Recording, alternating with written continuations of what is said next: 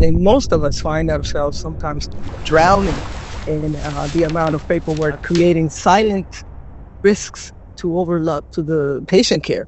In this session, Dr. Roberts and Andrew Yonke reveal how AI stops the burnout crisis without replacing the human touch. We hear information as clinicians, we're like, oh my God, it's one more thing to think about, one more thing to do, and it sounds like more work. How does AI assist clinical thinking without practicing medicine? So AI is much better considered as a radar and not the pilot. So the doctor is always the pilot. Where should AI never cross the line in clinical care as a doctor? Would this care have a potential for causing harm to the patient, ethical harm or legal harm?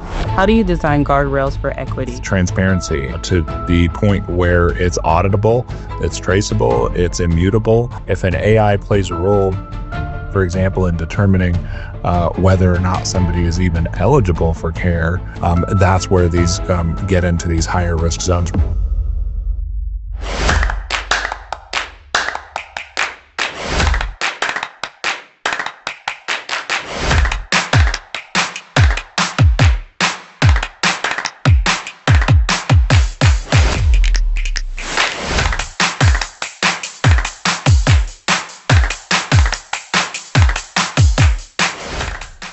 Hi, everyone, and good afternoon and good morning, wherever you are in the nation. Welcome to Session 3, Clinical Capacity, Compassion, and Safety with Ambient and Decision AI. We're excited to have you with us today. Before we get started, just a few quick housekeeping notes we'd like to share with you. You'll notice 2 chat options in Teams. If you have any questions for our speakers during the session, please use the Q&A panel. That helps us keep everything organized, and we'll leave some time at the end to answer any of your questions. There's also a main chat. We'd love to hear from you. Please say hello. Let us know where you're joining us from, or also to connect with colleagues and peers alike. And finally, the recording will be shared with all attendees after the webinar, so feel free to stay focused and engaged. Thank you for joining us today. With that, I'd like to introduce our speakers. Today, we have Dr. Roberts. Dr. Roberts is a board-certified OBGYN with over 25 years of experience at the intersection of active clinical care, healthcare leadership, and innovation. Dr. Roberts holds a master's degree in healthcare administration and has served as a medical director, chief medical officer at various federal qualified health centers in New Jersey. Dr. Roberts has successfully contributed to the advancement and integration of technology to improve quality, access, and patient-centered care, and holds a certificate of foundation of AI in healthcare from University of Colorado. Next, we have Andrew Yonke, who is the founder, CEO, and people person at RainTech, where they offer a suite of fully and co-managed IT, cybersecurity, and compliance service to FQHCs. He's currently focused on the responsible human-centered adoption of AI-driven solutions and brings nearly 30 years of healthcare IT experience to the discussion. Today, I am your moderator, and my name is Anna Ferguson. I am a registered nurse by practice, leadership and healthcare operation, with specialized focus in federally qualified health centers. We'll say FQHC going forward. I have championed adoptions and optimization in healthcare information and technology platforms, including EHR conversions, as well as digital tools and reporting systems. We welcome all of you, and thank you for joining us today. With that, let's dive in. Andrew, as a reminder for our audience, can you let us know what human-centric AI means? Yes, thank you, Anna. As we've been trying to kind of thread, I think, through the theme of this session so far, is a reminder to people that AI is not a replacement for human beings. And in fact, it's really quite the opposite, and on its own is not really useful for much. But what it does do is it amplifies what humans bring to the table and allows people to focus on the things that require more of their cognitive capabilities and their expertise, particularly in a clinical setting. So while there's a lot of hype out on the internet and news cycles around jobs and all that, that's just not really a part of the conversation that belongs in this context. FQHCs are already suffering a workforce crisis as it is. And so this technology is really only designed in this context meant to just help make things a bit more efficient and take more of the time-intensive and clerical workloads off of clinicians so that they can focus on patients. Thank you so much for that, Andrew, and explaining that to us. One of the things I know, and I'll be approaching this conversation from a clinical lens as a nurse, and being a nurse firsthand, I'm always grounded in how I evaluate innovation in healthcare. And as a nurse, I've, firsthand had an opportunity to see how documentation, inbox work, care coordination, it pulls so much time away from our patients. Today's conversation is how AI will support care teams and not replace the clinical judgment while expanding access and improvement in quality. Just to shift to Dr. Roberts just for a second, and I wanted to get your perspective. From the clinical side, where do you feel capacity is most constrained today, and what feels hardest to fix without additional staff? Well, thanks a lot for the question, and thank you very much for the opportunity to join this emerging topic. Workload-driven concerns. I mean, they're definitely the start of the situation in terms of healthcare and how do we deliver the healthcare. And the first, starting from desk activities, for example, scheduling backloads, referral tracking, generating, all of those can create a significant barrier and a significant stoppage to the workflow. And they all have direct implications in how we allow or we open the doors to access. Second point is the clinical documentation. We as clinicians and deliverers of care live in an environment where documentation is primary. It's primary, and it takes a specific type of workflow to make this happen in a timely fashion. So it's difficult sometimes for us clinicians and even support staff to complete the paperwork on time. And most of us find ourselves sometimes drowning in the amount of paperwork that we are supposed to keep up with. We have to enter our orders, our updating the problem lists, the visit summaries that we have to generate, and they all can become cumbersome.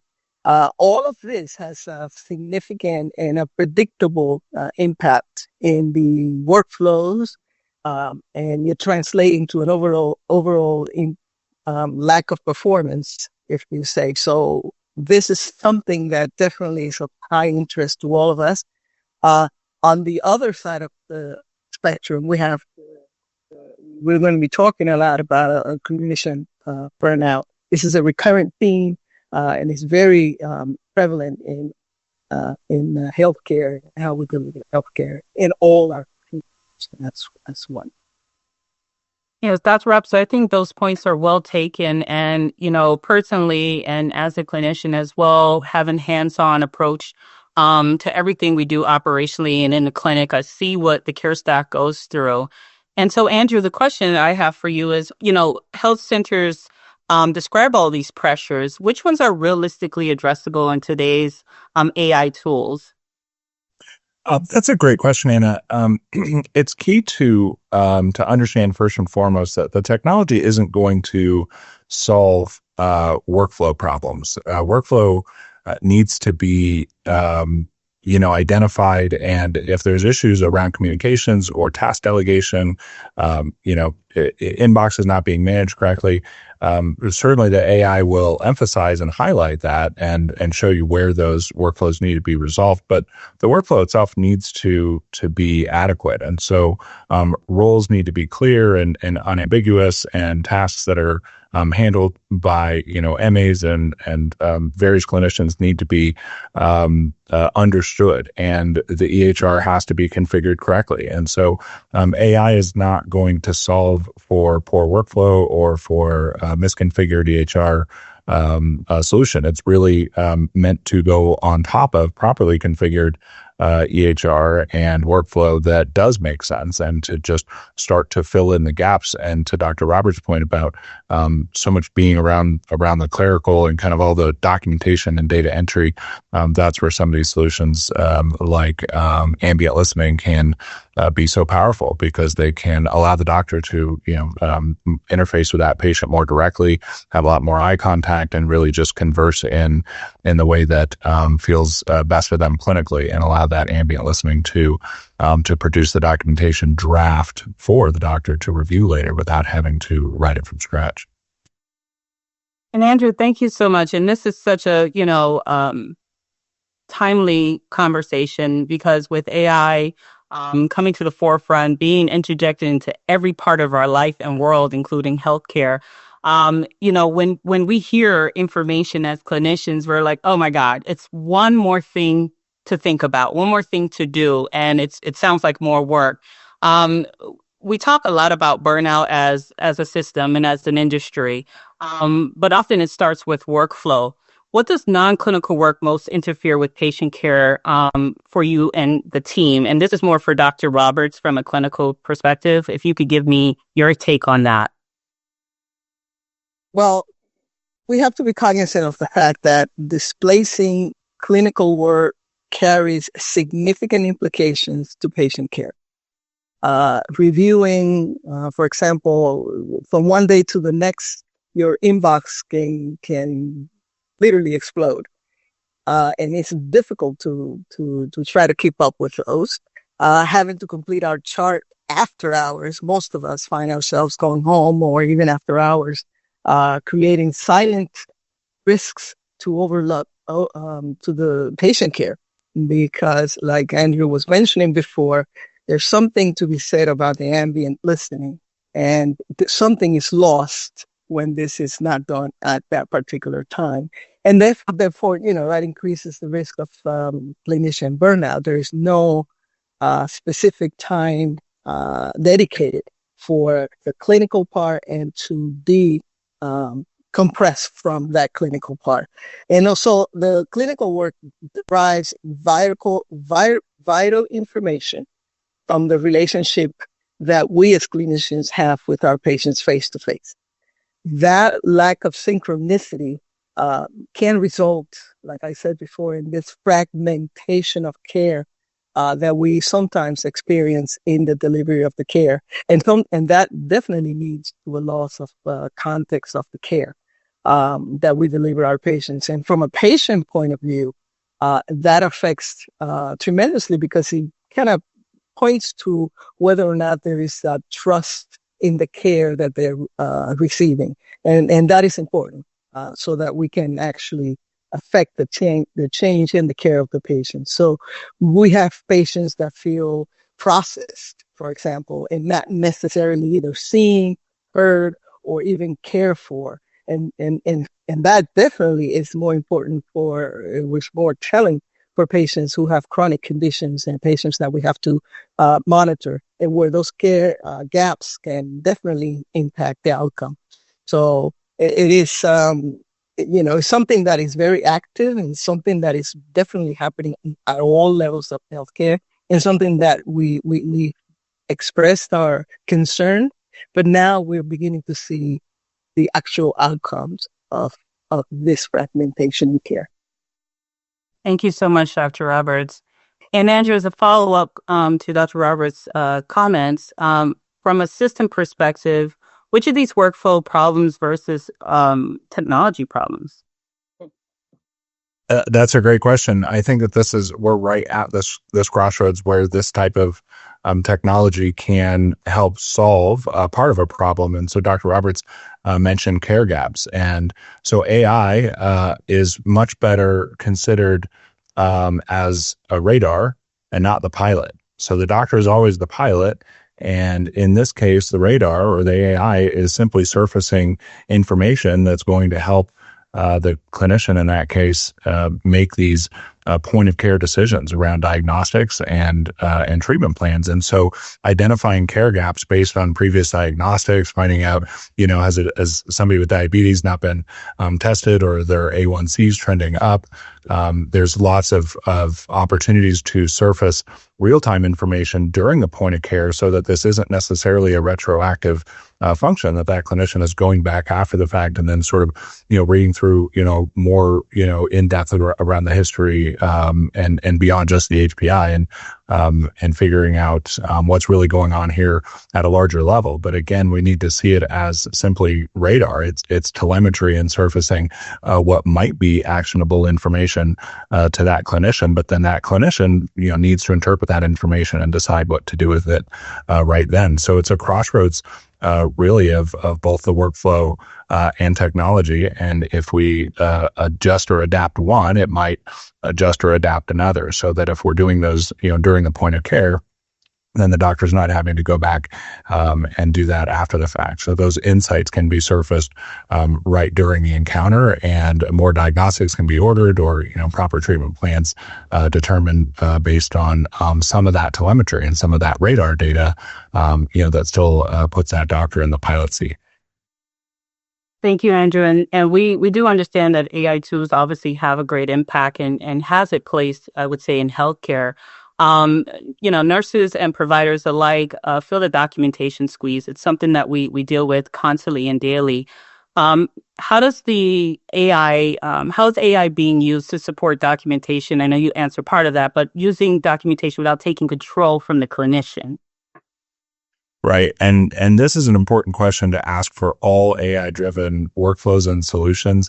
Is we need to look at this on a continuum of really automation versus decision making, and anything that presents as sort of an automation or something that is making a decision, a clinical decision, a diagnosis, or a treatment, gets you into a very different realm of solutions, where the FDA obviously has to be involved and in determining something as more of a medical device than just something that's serving up information and telemetry to a clinician. And so that's exactly the kind of question that we need to ask: is what does the workflow look like? And if it's just, hey, here's all the things, here's a list of all the batch sort of processes that an AI or an agent did, and somebody just clicks next and commits them all, then we've sort of put the clinician in a position to of a lot of increased risk, basically, because we've let this sort of automation do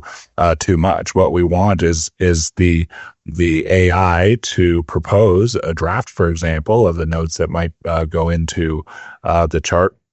And that clinician still needs to review them very carefully and determine if they're accurate, determine if there's anything else that needs to be added to it, and then to commit them. And it's still their name and their attestation that's on that record. And so in that regard, nothing changes in terms of accountability when it comes to that provider providing that course of diagnosis or treatment to the patient.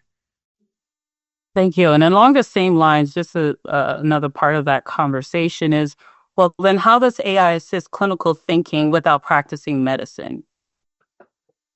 Well, that's by it not having any, full autonomous behaviors. And certainly anyone that is proposing that ought to be coming from a very different direction. And so those would be akin to like your medical device manufacturers and people that have a very, very clinical focus. And the rigor that goes into testing those kind of systems, again, needing FDA approval is very different than what it is in sort of the rest of the software world. And so you simply cannot have an agent or agentic or AI-driven solution that's making decisions. It's not particularly good at it. Like I said, it's sort of like we were talking about before, that if you use a navigation system in your car to go somewhere, most of us have had some experience on a long enough timeline where it will take us to the wrong address. And yet we understand that as humans because we look at the address on the outside of the building, or we see that it's a house and not an office, or vice versa. And so we're still ultimately making that decision. We don't just pop out of the car and go walk into the wrong door without paying any attention. And the same goes here, is that it's a very good guess. It's a very educated guess as far as what's likely the very best and most accurate thing to put into this record. But ultimately, that doctor is the one who has to agree with all that accuracy and edit it accordingly before finally committing it to the chart. Thank you, Andrew. And Dr. Roberts, this is meant for you. When do you think that decision support feels like help, and when do you feel like it's noise? Well, I wanted to actually echo Andrew's point. It is very important, if not essential, to remember and to recognize that when AI is applied and used correctly, it becomes a cognitive support tool. It is not to bypass the clinician, like Andrew was mentioning, but it only, kind of helps us highlight possibilities and red flags without making any kind of summary conclusions of what is the actual care is. I mean, when you're seeing a patient day to day, you have, problem lists and medications and visits that sometimes in the course of the visit may not necessarily be available or may not necessarily be presentable in a way that we can take them into consideration. And that is important in caring of the patient. So this type of pattern recognition across labs, across visits, across medications and things like that is what is important and becomes essential in the delivery of the care that we're providing that particular patient. And it's that benefit that I see from AI.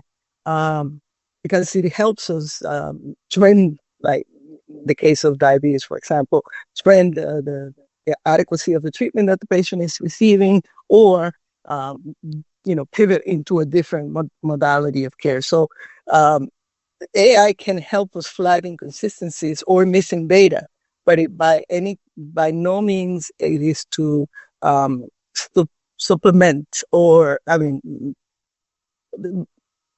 obviate the need of the clinician. At all points, the clinician needs to be able to interpret that data, review it in a different point now, because now we'll have a complete presentation and a complete data so that we can make the appropriate definition and treatment for that particular patient. And with that complete information, then now we're able to highlight the appropriate treatment and correctly guide the patient towards the appropriate care. Thank you, Dr. Roberts. One of the things that I know is really important to all of us unanimously is quality. And quality does matter, but they can feel disconnected from care.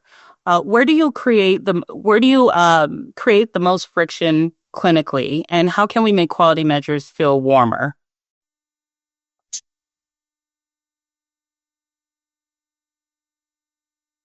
Did you hear me, Dr. Roberts? Oh, okay. I'm sorry. I think that have to understand that in terms of the care that we provide patients, and we mentioned before there was that fragmentation of care, and I think that what makes it important for us is the disconnect that we as clinicians feel. How we take care of our patients and where it shows in terms of the clinical work. Quality is important. Like you mentioned, the transition of care that we have patients from one level of care to another. Again, the clinician-patient relationship extremely important, where we can take into considerations the clinical and the cultural and emotional and social context that goes into any type of visit that we see. And it becomes a disconnected process when the reality of the care that we provide keeps us from actually delivering that compassionate care that we are expected to provide, because we have to keep catching up with the metrics and the documentations and things like that. So clinical impact is what's affected and impacted in this scenario. Thank you, Dr. Roberts. And Andrew, along the same lines of quality, how does AI surface gaps earlier without adding another reporting burden? So the seamlessness of an integrated solution is absolutely key. So just for one example, when we talk about ambient listening, there are sort of three different ways in which that can be integrated within an EHR. One would be that it is built natively and integrated by that EHR vendor, for one, which most of them have either acquired or licensed a solution from another vendor, and they incorporate it right into the EHR. Secondarily, are third parties who have partnered with the EHR vendors and who are allowed to integrate at a pretty deep level. And then lastly, are systems that are not completely integrated. They might still be specialized. They might still be really good at interpreting, medical conversation, for example, and converting it. However, that would require a clinician to then, sort of copy and paste, the contents from that particular platform or tool into the EHR. And so it's vital that these systems are integrated, not just from a workflow perspective, but within the application and within the EHR that the clinician is already operating in, so that they're not having to remember to sort of context switch and go to another screen. And now I need to go look at these sort of recommendations over here. When it comes to sort of the clinical decision support and really improving efficiencies for clinicians, the workflow needs to be native and needs to be as integrated as possible to the workflow that is already within the EHR, so that it comes up naturally and doesn't require, a lot of retraining for them, sort of switching windows and so forth. Thank you, Andrew. One of the next topics that's really important along the lines is in the population health risk stratification. Proactive outreach is really critical, and needing to understand how does AI help identify patients who need attention before they fall through the cracks. And I personally have had experience in informatics where I built out screens to have like early modified warning signals go out to clinicians before something happens or a deterioration of a patient's status. What data signal does AI surface? Who is that for? I'm sorry, for you, Andrew. I apologize. Sure. From a variety of different data points, AI can find correlations between anything down to the specific patient. Like this patient tends to, schedule 3 or 4 appointments before they finally show up for one, all the way up to social determinants of health. And so it's correlating data points across, it could be an entire patient base, again, depending on sort of which AI solutions you're engaging with, or if they're built into your EHR, can be built across maybe their entire customer base. Your HCCN might also be aggregating data and might be able to surface some of this information. So I think that determining where those care gaps are and having proactive outreach to patients to make sure that A, they're following through with the appointments that they're setting up, and B, that they're, say, on top of their treatment plans or any dietary recommendations, C, that they're getting, their regular diagnostics done that need to be done on time. And so having a proactive outreach to help patients stay on top of, their half of this equation and make sure that they're sort of following through with what their doctor has recommended. There's a lot of opportunity for help there, and not having to more fully burden staff with doing that outreach themselves. Right. And Dr. Roberts, just a follow-up on the same line, how does that change how you manage high-risk patients? Well, I think that, again, the information that we get from AI does not replace our clinical judgment, should not. But it does reduce our stress level by making sure that it brings to our attention through appropriate setups that are technical and definitely not within my expertise, but that Andrew definitely mentioned before. They bring our attention to what matters most, right? To what is causing that particular patient the biggest issue, and how we as clinicians can intervene. For example, it helps us identify the risks earlier, right? and it helps us trend those patients who have not manifested yet, but definitely are headed that way, so that we can become more, again, proactive rather than reactive to the treatment. In that capacity, we'll have better outcomes.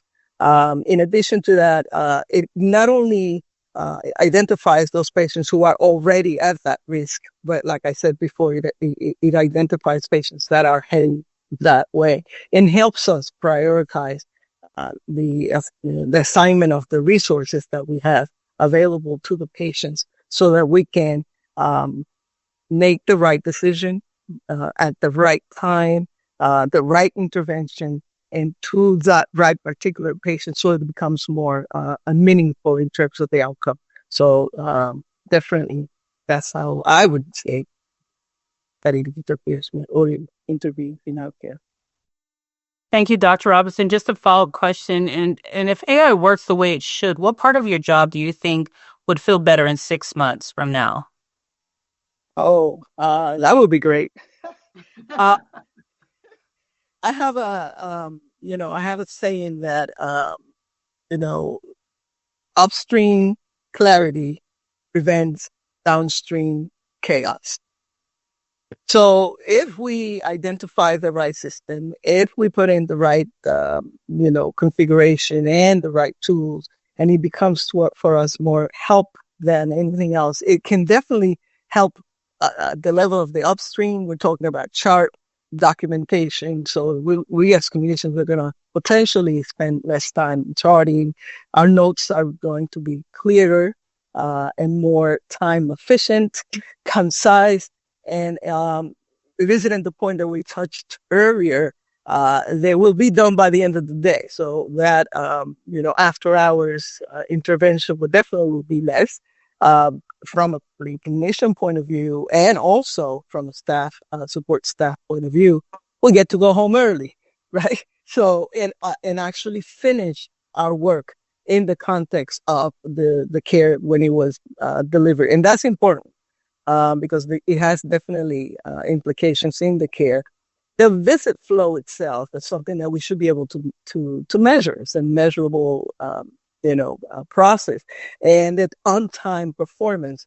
So when you have this potential chaotic environment, when there is things coming from every way, there's potential for chaos, right? So when your clinic or the workflow is made easier and calmer, there's less delay in patient care. There's less delay in the patients waiting to be seen, and definitely the assignment of the visit is correct, because many times we have patients who require a little bit more time and are constrained by the visit time. So we're not only going to have the right patient with the right type of visit, the right amount of time allotted to that particular visit, but also the right clinician.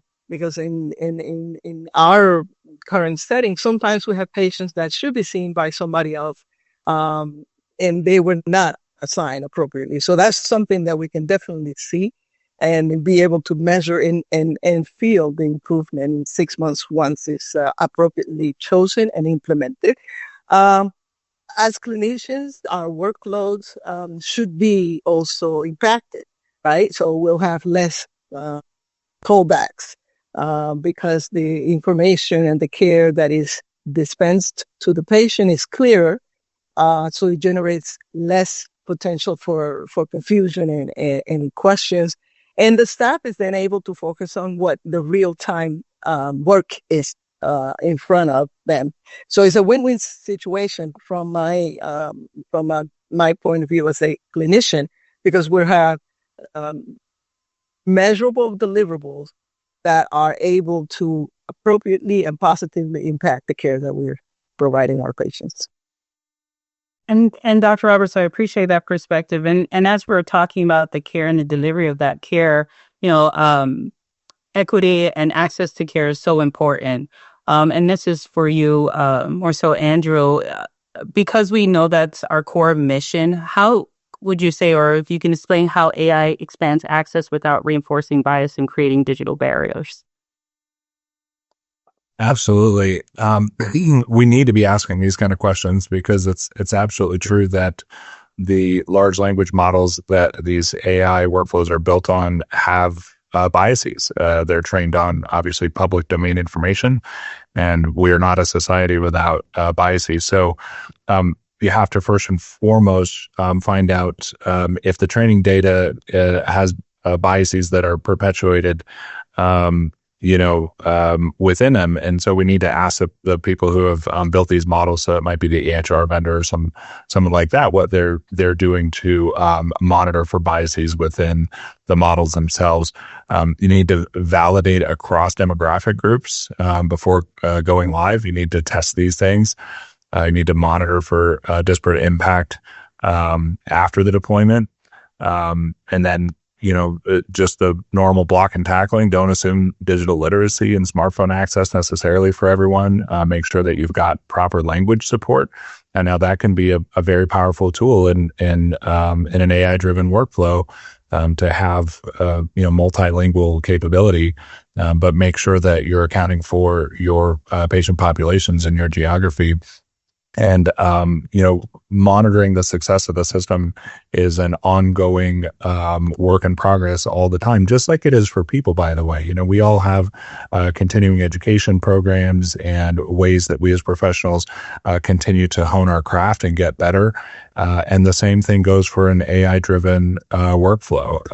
The same thing goes with your EHR. The same thing goes with any technical investment, that it needs to be monitored and looked at over time for efficacy, and particularly around biases, that are within these large language models.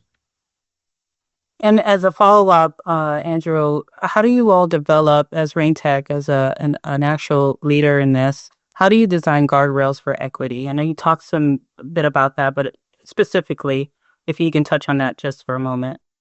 Sure. So I was actually talking with our chief information security officer about that. He and I sort of represent two halves of the same coin. Obviously, he's around guardrails, and I'm also helping people understand what sort of the potentials and where this can go. But we need to make sure that it's done safely and effectively. And so part of that has to do with transparency. And so within an AI-driven workflow, there's some sort of logic that's being applied. Now, truthfully, we want that to be as narrow a case as possible, because that's how you get consistency, and that's how you get the same sort of output coming from all the input that's going into the system. And so it's not like the Chat GPT that you have today, where you just go and throw anything at it and it's just going to come back with something that really sounds good. And so transparency means being able to show the logic that was used around any decision. So anything, even if that was just drafting a note or proposing a schedule change, what have you, first and foremost, within any AI-driven system, there needs to be complete transparency to the point where it's auditable, it's traceable, it's immutable, so that whether that's a clinician or that's a risk manager or it's a government auditor, that they're able to go in and directly see why was a decision made. And then secondarily to that, because these what we call agentic or agent-based workflows, there's a small little program that's running traditional computer code that does the same thing each and every time, and then it makes what we call an LLM call. Like it calls the AI sort of solution and says like, hey, how do I interpret this thing? And those instructions that we provide to those agents should also be fully transparent, so that if they need to be modified to allow for an agent to accommodate demographics in a particular area that are different from another geography, that can happen. And that as the provider, that the clinical decision makers within a facility and the risk managers and so forth can decide if they want to modify the instructions to any particular agentic workflow to accommodate for biases that are, again, inherent within most large language models, depending on what information that they were trained on. But that's the only way that we can really account for those is through full transparency and giving the health center or the clinical decision makers, behind the scenes, the ability to adjust the logic that goes into the agentic workflow. Andrew, I appreciate that because that leads us right into our next conversation about trust and safety and responsible clinical AI. As we know, trust is non-negotiable in healthcare. How do we ensure AI supports care rather than undermines it? Well, that's with constant monitoring. And I would say the same way that we do it with everything else that we incorporate with change management. Anytime we make changes in an organization or in service delivery around, whatever kind of organization you are, we don't just sort of make a change and say, oh, I'm sure it'll work out great. Like, we have KPIs, we have what does success look like? And that needs to be clearly defined from the outset. And of course, in a clinical setting, we need to be focused on what are the outcomes and how are patients benefiting from this, and not just patients, but how are clinicians benefiting from this as well. We need sustainable systems. We need scalable systems. We need our safety net to be able to treat as many patients as it needs to be able to treat, and not at the expense of the clinician, and not by burning out doctors and nurses, just trying to keep up. And so we have to have KPIs. We have to know what success looks like by establishing those baselines beforehand, and then monitoring them extremely closely after they're deployed and adjusting accordingly. And so in that regard, it's the same as change management looks around any other change.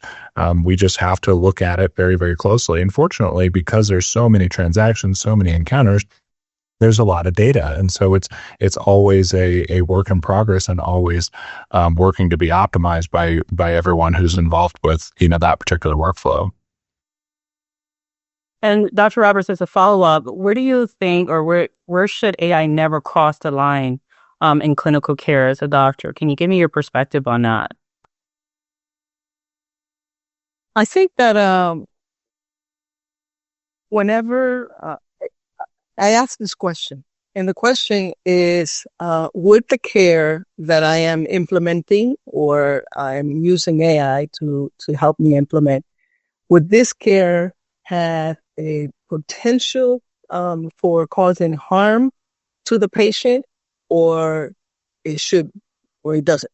And when I mean the word harm, I don't limit to the clinical possibility, but I also include ethical harm, or legal harm, and human harm. So if any of these questions that I pose to the system, or the help that the system is providing me, has the potentiality of causing any of this harms, or a fraction of it, then that is not a system that is appropriately set, or that has clear boundaries. So whenever any of those systems interfere, or has a potential for any harm, and that's when we have to stop, pause, and reevaluate, its implementation. Thank you, Dr. Roberts. And then as we get close to the top of our session here, I'd like to get both of your perspective. Dr. Roberts, if you can leave safety net leaders with one mindset shift about AI in the clinical care, what would that be? I would start with the premise that of what I mentioned before. AI is not a replacement, but it is here to help provide the clerical and cognitive support that we as clinicians and support staff need to be able to provide a more equitable, safer, and appropriate care to our patients. It's something that I call the right stuff, right? It will help the right patient get the right care at the right time with the right clinician. So it is a tool that provides clinical support. It helps us deliver that type of care. And it helps us appropriately evaluate and readjust the clinical care that we're delivering, because in the course of any particular care, as we mentioned before, there is information that may not be readily available to us or visible to us. So it'll bring it up to us. So I would say, please consider it, because the complexities of the care that we are facing today require a higher level of intervention. It's the right thing to do. Thank you so much. And Andrew, just to kind of summarize, can I have your perspective as well? Sure. I think Dr. Roberts put it really well earlier when it comes to the clinical side of AI. It's really good at pattern recognition. And that's data. That's, again, that radar telemetry for the doctor who's actually the pilot. So the goal is not replacing judgment. And in fact, it's actually protecting the doctor's capacity to use judgment and optimizing their opportunity to apply all their clinical expertise. And so, one mind shift would be for those that still consider AI as sort of like a human replacement, or is that what's going to happen? Sure. As soon as you sign up to have your pilot replaced by a computer and a plane, then we're sort of in that, ballpark. But until then, no, absolutely. You just want that pilot to have all the controls and the information they need to get you safely where you're trying to go. And I think the same applies here. Thank you both very much. I'm just trying to make sure I keep a close eye on time here, and it looks like we need to move to our Q&A session. I'll ask the audience, this would be the time if you have any follow-up questions based on any of the content that was just shared a moment ago by our very panelists here. Can you please go ahead and drop your questions in? I'll go ahead and I'll go to our Q&A and see we have a few questions here. So Dr. Roberts and Andrew, feel free to jump in and answer these questions alike. The first one is, and on a similar note to a previous question, how should a patient potential skepticism about AI usage be addressed? Oh, man. I think through, the use of analogies and metaphors is helpful to sort of draw parallels with other technologies that people are more comfortable with. Ultimately, an AI is collecting and synthesizing information, and just like a navigation system in your car might be doing, or any number of applications that you use on your phone might be doing. And the important thing is to delineate and differentiate that there's no decision making going on, and that it's just surfacing information for that doctor to make more informed decisions. And conversely, there are various compliance requirements that are coming out, and yes, there's still some unclarity, I guess, between both the federal government and states as far as who has the rights to regulate AI and the use of AI. Colorado, where we're based, for example, already came out with its own guidelines last year. And so, for example, notifying a patient that AI is being used in the exam room is a really good and forward-thinking way to go about things. And then you can explain that it's here to listen to the conversation and record the notes for this encounter, so that the doctor can focus on the patient.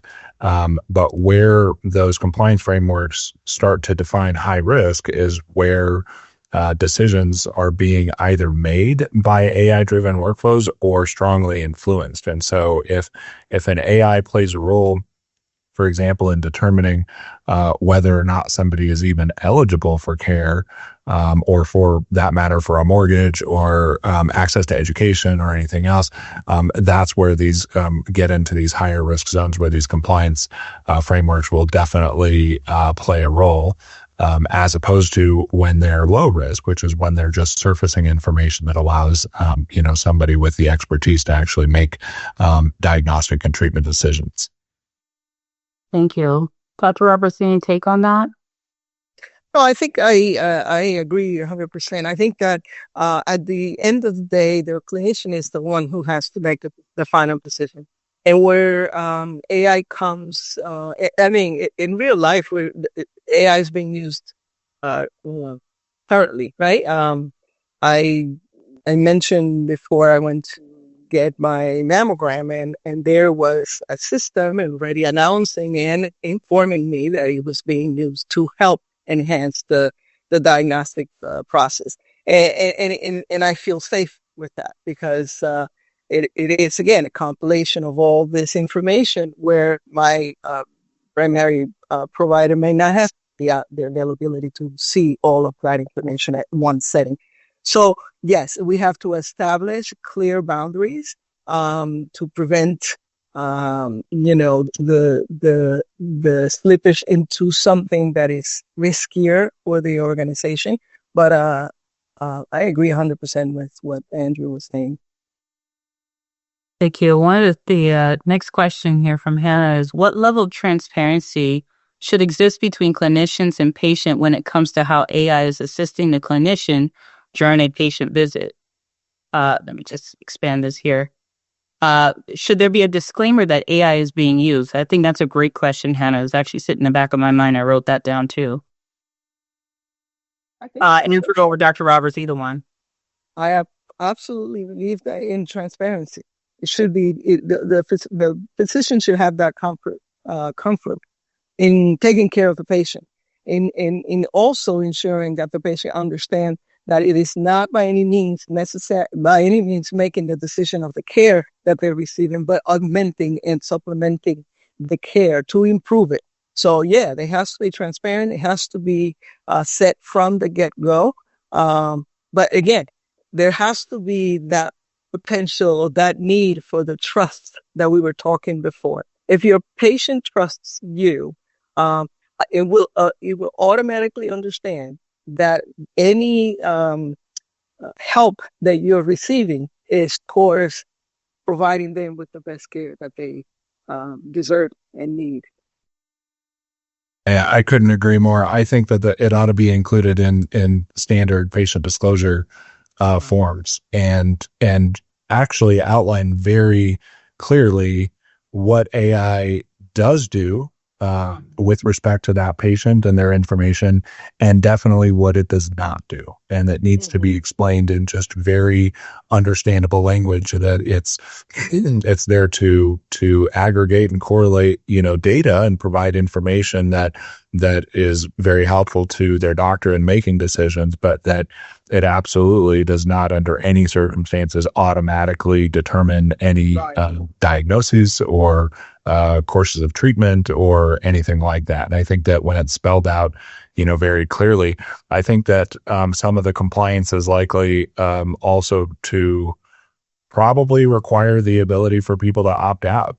And, I may be sort of reading a little bit of a crystal ball here, but my guess is that if a patient says, I don't want my information processed by, an AI, that they can elect that, and then that information will be excluded from within the EHR or any other systems that deal with that patient information.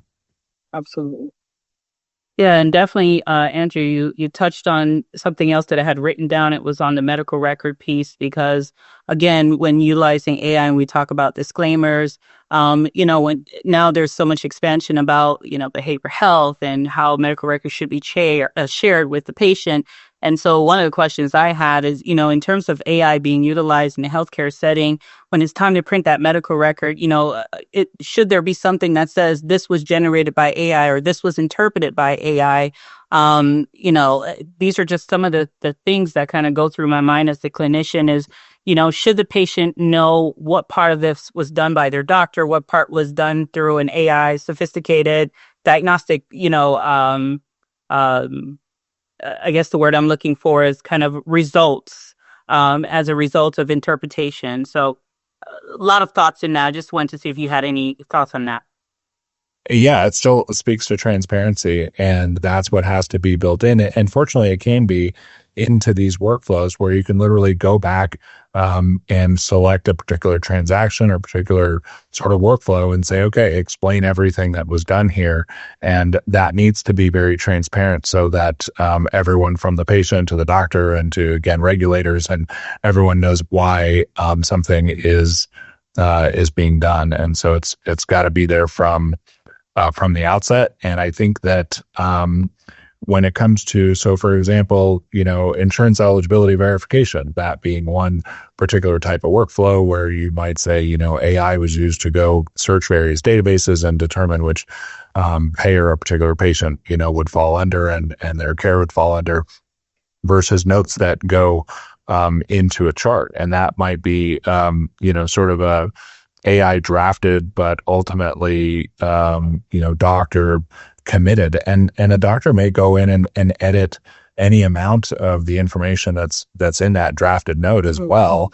And so you still may say that, like, ultimately this was produced and committed and attested to by a doctor. And I think that's where, regulators need to kind of come in and decide, do we want to flag anything that was ever sent through an LLM as, hey, this was tested. Now, it doesn't mean that it was sent to the internet. It doesn't mean that it was, not done in a compliant or secure way, but just, it means that some level of interpretation was done by a computer. Maybe not a bad idea, as long as you can see the flip side of that, which is, but that this note was reviewed and ultimately attested to by a human clinician.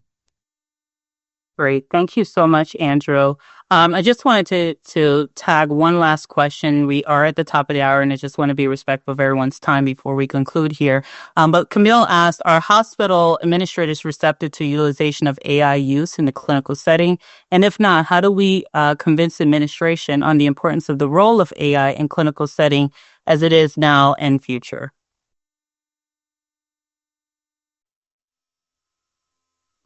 That's a very good question, actually. I think that the evidence is in the pudding, right? I think that if we are the state of the healthcare that we're living in this particular time in history requires an intervention, and it requires an intervention that is going to positively affect or impact the care of the patient. We have samples of AI currently being used in the delivery of care. And I think that we could use those to help put a positive, push towards the use of this technology in the care. Ultimately, us physicians and clinicians, we need help, right? There is help available through systems like this. And I think using our voice, speaking up, is a way that we can also bring the legislators and the administrators and all those to the discussion table so that we can together make a decision based on what is it that we are lacking, how can it be supplied and supplemented, and how can we potentially improve the quality of the care that we help. Yeah, just to touch on that, I think it starts with what we're doing here, which is around education, and that needs to extend all the way to the board, as well as the C-suite. I think picking these low-risk, high-value targets, choosing sort of piloted rollouts and incremental rollouts, so starting with providers and clinicians who are already sort of oriented toward this and who really want to see what benefits can come from these type of workflow augmentations, and allowing their experience to help promote that continued rollout for other providers who may be a little bit more on the fence, which is completely fine. There's anytime that somebody is around really pushing one way or the other, then I would, suggest that they may not have all the information or may be more ideologically aligned one way or the other. And so taking a careful and measured approach to this is perfect, and it's the right way to do this. And it starts with education, I think, at the board level down, and then like I said, selecting some providers that you can pilot it with. Thank you very much, Andrew and Dr. Roberts. We are at the top of our hour here, so that brings us to the end of our session today. I think it was a very fruitful and thoughtful conversation around AI. Again, thank you both for your perspective and sharing how AI support care teams. If there's one thing I hope that listeners, or we hope that listeners will take away from this discussion, is that AI is about not about replacing people. It's about reclaiming capacity for the most important work. And if we can put up our contact information for our office here. And before we go, we'd really love your feedback. It helps shape the sessions around what matters most to you. You can scan the QR code that's on your screen or click the link just dropped in the chat. If I can't see our chat, but hopefully the link is just there for you guys to click on to take a survey. It only takes a few minutes. Please let us know how we did. Obviously, if the session was fruitful for you and thoughtful, give us any feedback. We really appreciate that. If anything from today sparked an idea or raised a question, please do not hesitate to reach out to us and learn more from Thrive. Please contact Bill France. And to learn more from RainTech, please contact Andrew Yankee, who was one of our speakers. Also, we'll be sending out a session recorded with a summary with handouts as well from our session today. So please keep an eye out for that information. And yes, there is more to come. Follow-up is session 4. It's just around the corner. We'll be digging into technical and regulatory guardrails. We talked a little bit about that today and around AI infrastructure. So we want to thank you all for joining us today. And thank you all for what you're doing for our communities. And we'll see you next time. Thank you all very much.